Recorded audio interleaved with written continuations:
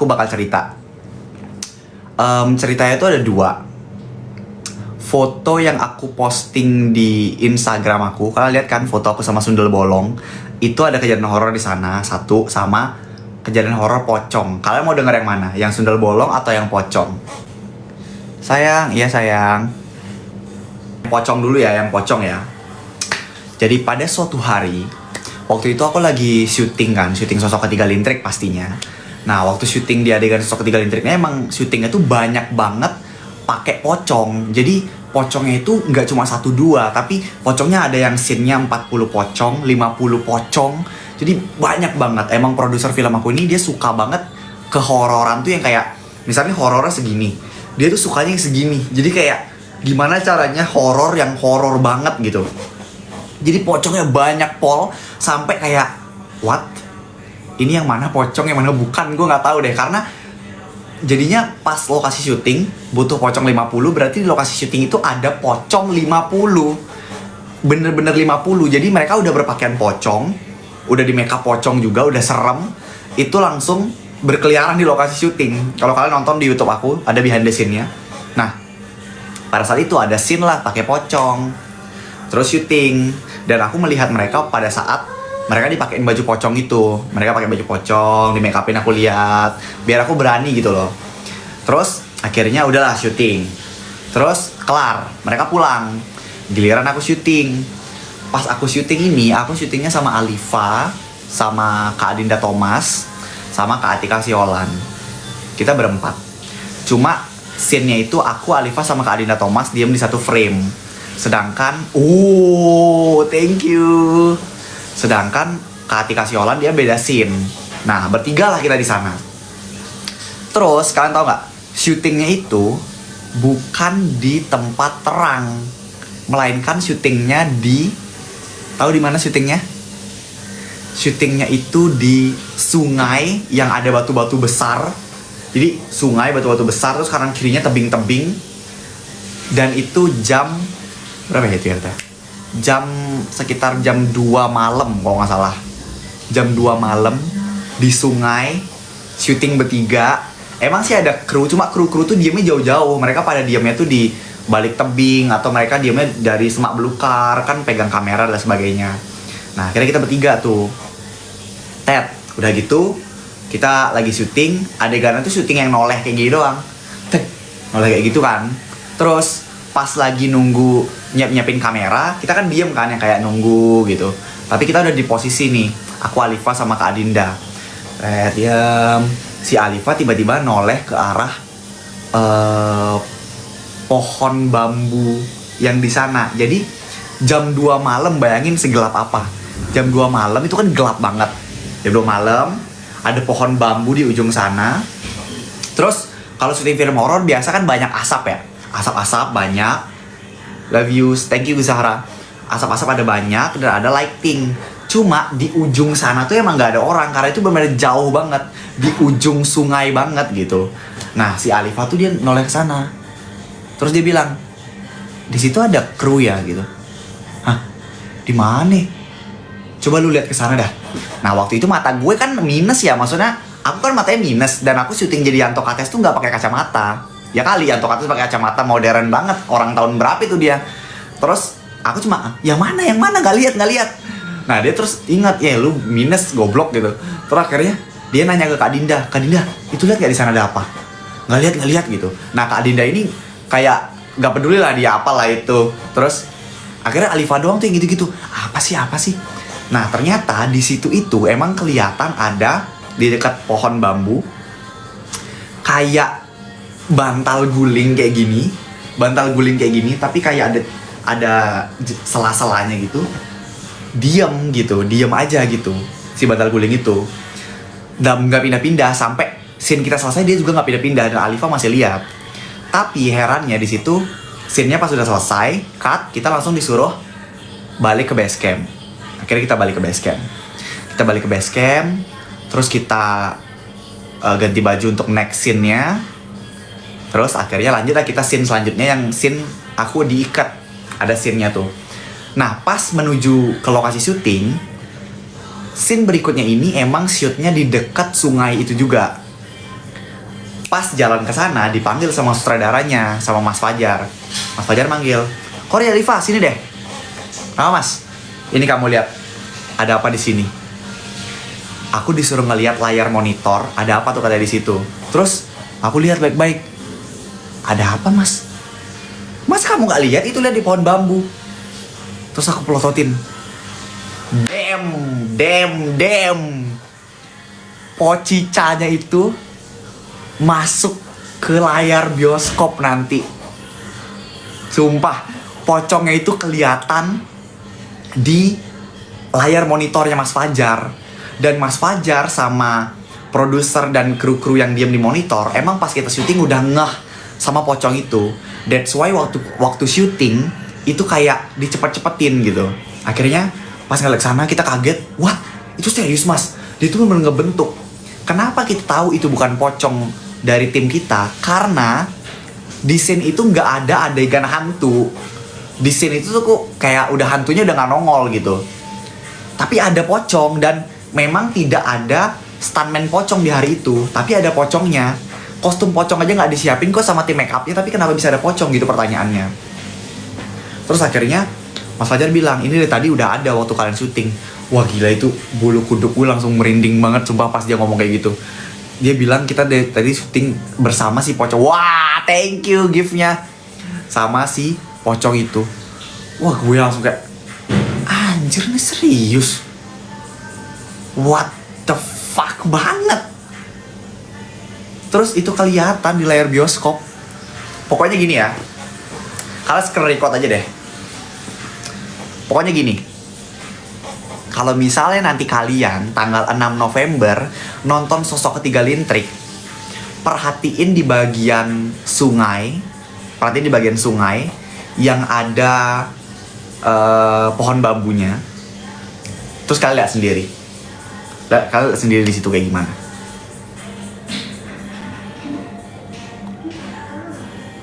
Kalian bakal merasakan apa yang aku rasakan waktu itu.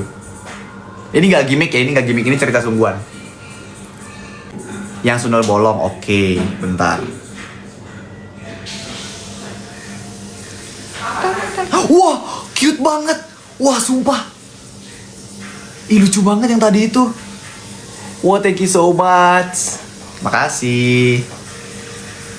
Udah ya. Nah, jadi waktu itu aku lagi syuting, lagi-lagi sama Alifa, sama Kak Adinda Thomas, dan sama satu lagi aku lupa namanya siapa. Aku lupa namanya siapa. Lagi satu. Jadi kita berempat. Syutingnya waktu itu emang lagi scene di kuburan. Nah, scene di kuburan, kita diam dalam mobil. Kita dalam mobil. Terus sama sutradaranya dia bilang, action gitu. Akhirnya kita mulailah berdialog pas udah action. Tiba-tiba di pertengahan kita berdialog, sutradaranya ngomong cut gitu lewat HT. Jadi pada saat kita syuting itu di dalam mobil itu ditaruh satu HT. Nah, HT-nya ini fungsinya supaya kalau misalnya sutradaranya ngasih komando bisa lewat situ aja. Nah, terus akhirnya HT-nya bunyi cut. Oke, kita diam dong. Karena cut kita diam. Udah diam aja kayak gini. Terus Mas Fajar yang lihat di monitor dia langsung nge-HT lagi. "Loh, kalian kok diam?" Lah, perasaan dia nyuruh diam tadi. Kita semua langsung bingung. Terus kita ngomong lewat HT, "Kan tadi katanya minta cut." Ya udah kita diam. Terus Mas Fajar jawab apa tau nggak? Mas Fajar bilang, "Yang ngomong cut siapa?" Siapa yang ngomong cut? Pertanyaannya.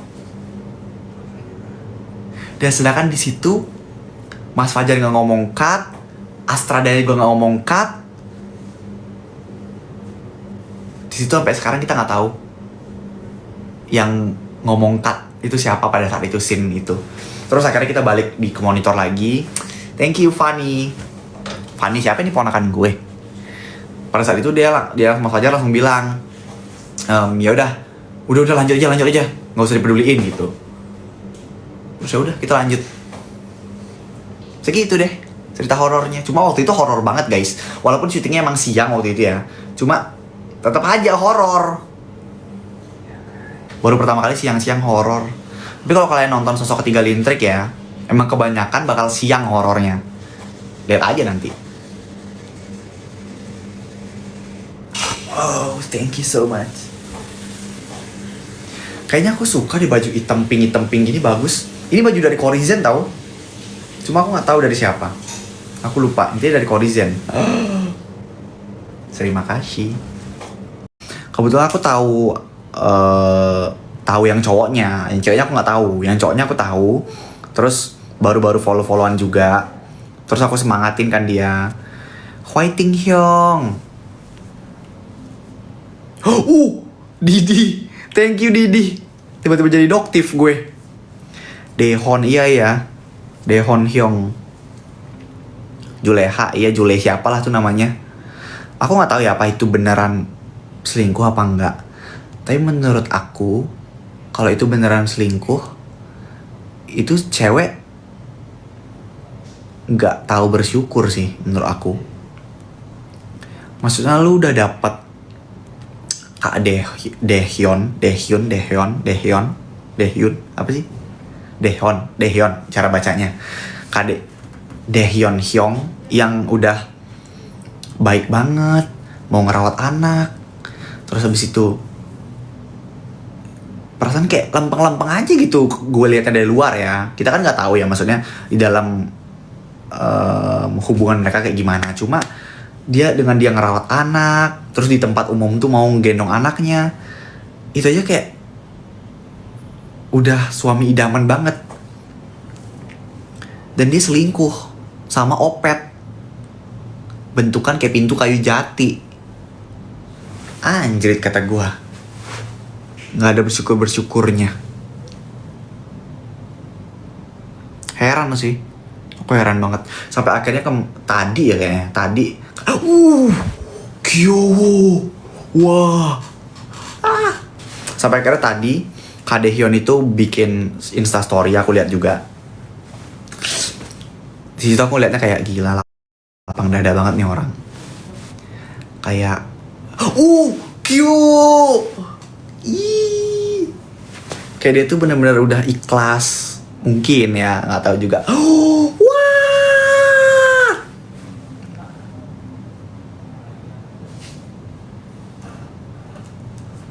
Tapi, wah ini dia aku tunggu, wah.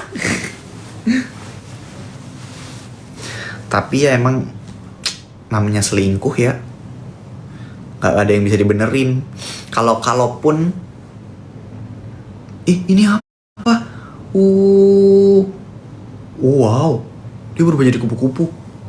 Kalaupun ya selingkuh itu apa ya? Menurut kalian selingkuh itu apa? Kalau menurut gue sih selingkuh itu penyakit. Ini tuh persis kayak di film aku yang bakal tayang nanti. Ini tentang selingkuh juga filmnya, tapi diselimuti sama horor aja. Menurut aku tuh selingkuh penyakit. Karena gimana ya, itu tuh udah menggerogoti seluruh tubuhnya dia gitu untuk melakukan itu. Untuk kita selingkuh itu kan butuh effort kan. Butuh effort, kita harus chattingan sama dia. Terus habis itu chatnya harus kita archive lagi, atau chatnya harus kita delete setiap selesai chattingan. Terus misalnya harus ketemu terus diem-diem.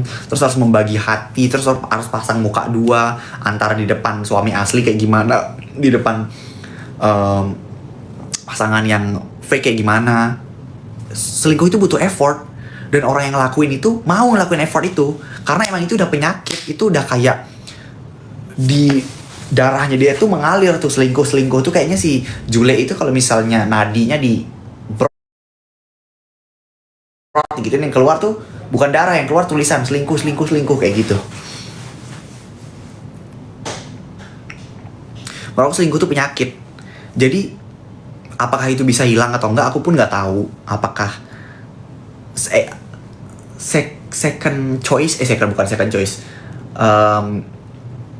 change, kesempatan kedua itu selalu ada pasti. Apalagi kalau orang baik pasti dikasih kesempatan kedua. Tapi apakah yang dikasih kesempatan kedua itu mau berubah, ya nggak tahu. Cuma yang pasti selingkuh itu penyakit banget sih. Kayak di orang-orang sekitar aku juga ada yang selingkuh. Aku lihat story istrinya, ngeliat ngelihat suaminya selingkuh, terus habis itu dimaafin lagi, terus kayak oke, terus gimana lagi, terus berapa hari berikutnya lagi selingkuh lagi. Jadi emang menurut aku selingkuh itu penyakit pure. Tuh 2, 3. Bungkus aku dong. Bungkus. Udah pendek banget gitu doang. Di kacamata, jam tangan, sepatu baru. Sumpah nih, ini lagu enak banget. Apa apalin ya? Di Bandung, api kacamata, jam tangan, sepatu baju.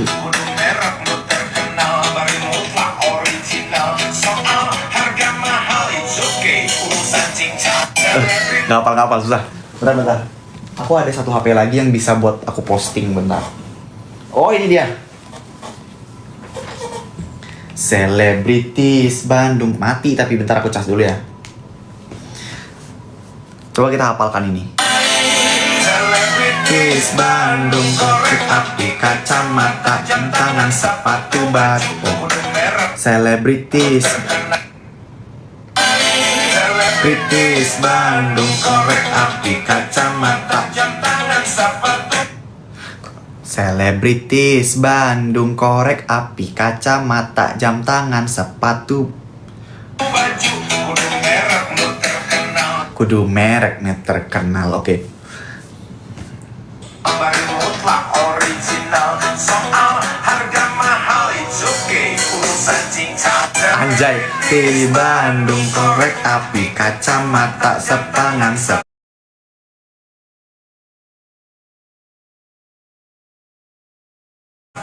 Baju kudu merek yang terkenal. barang mutlak original. Itu cara baca gimana sih? Kudu merek nih terkenal. Apa sih bare mutlak? Apa sih, susah banget. Bukan bahasa Indo nih soalnya nih kayaknya nih. Selebritis Bandung, korek api kacamata, sepangan sepatu baju, Kudu merek nih terkenal. barang mutlak original, soal harga mahal it's okay. Urusan cincau anjay. Selebritis Bandung, Korek api kacamata, tangan sepatu baju, korek merek yang terkenal. barang mutlak original, soal harga mahal it's Oke, urusan cincau. Selebritis Bandung, korek api kacamata, jam tangan, sepatu baju. kudu merek lu terkenal, barang mutlak original, soal harga mahal it's Is oke, urusan cincau. Selebritis Enak nih, enak lagu nih. Selebritis Bandung.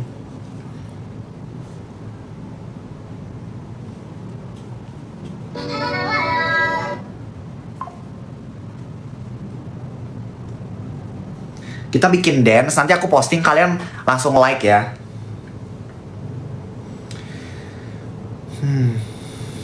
Mana ya?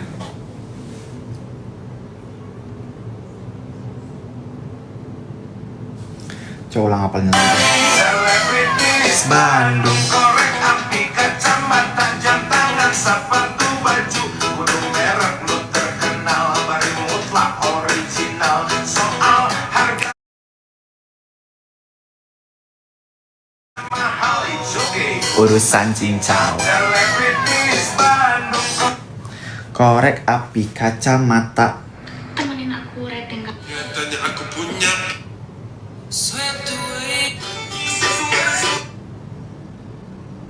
Oh, ini aku tahu. Sing suwut-suwut ngaliang titi.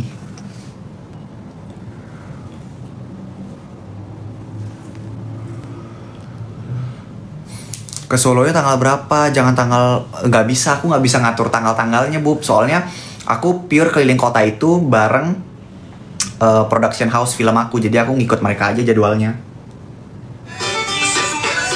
Ngaliang titi, titi ini, nggak tahu nih, nggak ada dance-nya. Beda temen, beda pendengar, salah temen jadi omongan.